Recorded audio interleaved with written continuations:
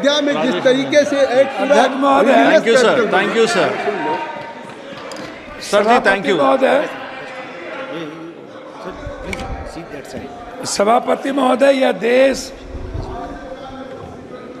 वसुधैव कुटुंबकम का है, सर्वधर्म संभाव का है और सार्वभौमिकता का एक नैसर्गिक दर्शन है। शिव की वो पंक्ति, आत्म मोक्षार्थम जगत हिताय च, संपूर्ण विश्व का और मानव का कल्याण और खुद के मोक्ष की कल्पना हमारे आराध्य गुरु शिव ने इसी पंक्ति से अपने जीवन दर्शन की शुरुआत की थी। और यह जो देश है ना, ये आध्यात्मिकता पर है। ये कंप्लीट किसी धर्म या किसी मजहब पर आधारित देश नहीं है। ये मानवीय मूल्यों के लिए जाना जाता है। संत की यदि बात करूंगा तो रामकृष्ण परमहंस, विवेकानंद, कबीर, वाल्मीकि, संत रविदास, हम संत उसको कहेंगे। मैं सभापति महोदय शुरू करूंगा जाति जनगणना से। हमारी सरकार जब थी तो उन्होंने जाति जनगणना का निर्णय लिया और बिहार में जब जाति जनगणना की शुरुआत हुई, ललन बाबू नहीं है अभी, नहीं तो मैं उनको सुनाता, तो उनमें जो सर्वे आया 98% लोगों के पास लैपटॉप और कंप्यूटर नहीं है, 96% लोगों के पास व्हीकल नहीं है और जो व्हीकल है वो EMI पर है।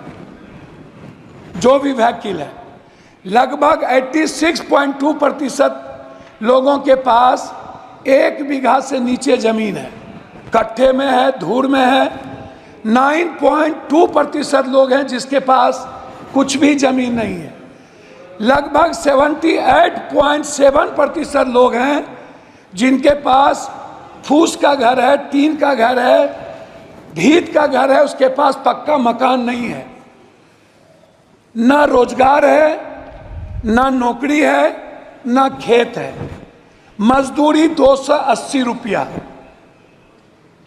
और वह भी 20 दिन से ज्यादा नहीं।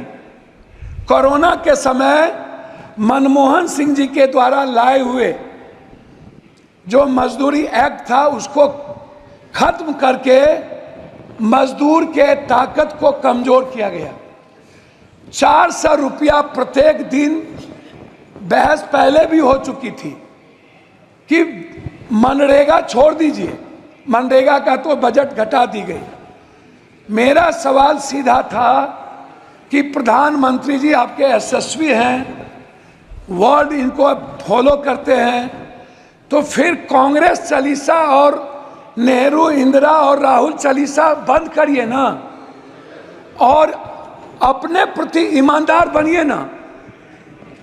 मेरा, आप तो प्रधानमंत्री जी और बीजेपी को राम पर भरोसा नहीं रहा, उनको बीजेपी वाले को प्रधानमंत्री जी पर भरोसा नहीं रहा। इन लोगों ने गठबंधन की राजनीति की और जब गठबंधन के राजनीति पर भी भरोसा नहीं रहा तो प्रधानमंत्री जी ने जेवर, भैंस, बैल से लेकर मुजरा तक की बात पूरे चुनाव में एक बार भी हिंदुस्तान के संविधान की, हिंदुस्तान के गरीबों की, वर्ल्ड के सबसे ज्यादा गरीब देश, पर कैपिटा इनकम 6000 रुपया, उससे ज्यादा हिंदुस्तान में लगभग 87% लोगों का जो IFA है वो है पर कैपिटा 6000।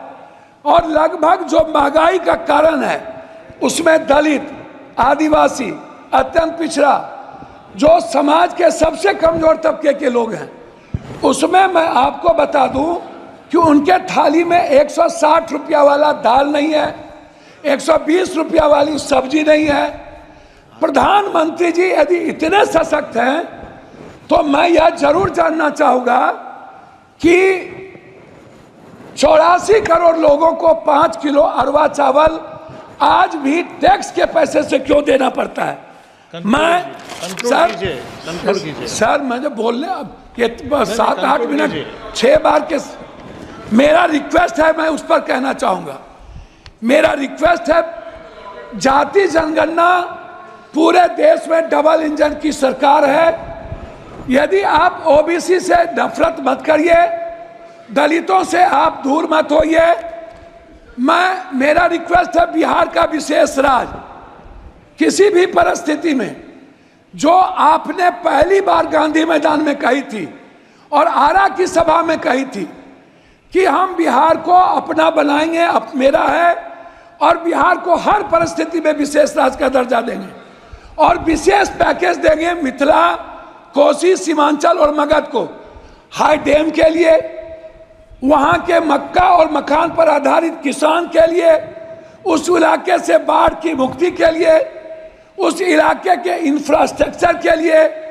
लेकिन अभी तक उस पर कोई चर्चा नहीं हुई। आंगनबाड़ी की बहनों की स्थिति आप देखिए, आप ममता की स्थिति देखिए जी आपका। सर मैं वही पॉइंट पर तो बोल रहा हूं सर, हमको 3 मिनट दीजिए सर। ममता, आशा, मैं वही कह रहा हूं सर। रसोईया, सर पॉइंट वाइज बात कर रहा हूं सर। मेरा आप कंक्लूड कीजिएगा सर, कंक्लूड 3 मिनट दीजिए ना सर, तब फिर बोल के क्या फायदा होगा सर। मेरा रिक्वेस्ट क्या है? मेरा रिक्वेस्ट है, आपका रिक्वेस्ट बताइए फाइनली कि बिहार में जो मैं आंगनबाड़ी की किसकी बात कर रहा हूं सर, एक भी जगह दलित और आदिवासी के में ओटीएफ नहीं है। आप चल के जांच कर लीजिए। जनरल योजना लगभग बर्बाद हो चुका है सर। स्मार्ट सर, मैं कंक्लूड बोल तो रहा हूं, स्मार्ट मीटर बिजली सर, 2 मिनट सर, 2 मिनट घड़ी देख लीजिए सर, 2 मिनट घड़ी देख लीजिए। स्मार्ट मीटर बिजली sir, 1 nation 1 education, 1 nation 1 health and 1 nation 1 sir हमारी बात तो हो जाए सर। सहारा इंडिया के जो वर्कर, सहारा इंडिया के जो ग्राहक सर, उसका Thank you, Mr. Premchandran. Thank you, Mr. Chairman, sir, for affording me this opportunity to take